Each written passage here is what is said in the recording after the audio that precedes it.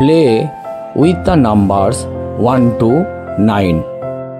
1 থেকে 9 পর্যন্ত সংখ্যাগুলো এইভাবে সাজিয়ে আমরা দুটো প্যারালাল লাইন দিয়ে তিনটে তিনটে করে করতে পারি।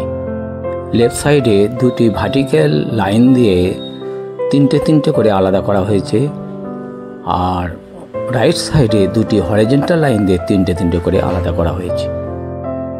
এখন দুটো হরিজন্টাল এবং দুটো ভার্টিক্যাল লাইন দিয়ে এই 9টা পয়েন্টকে আলাদা করা হয়েছে।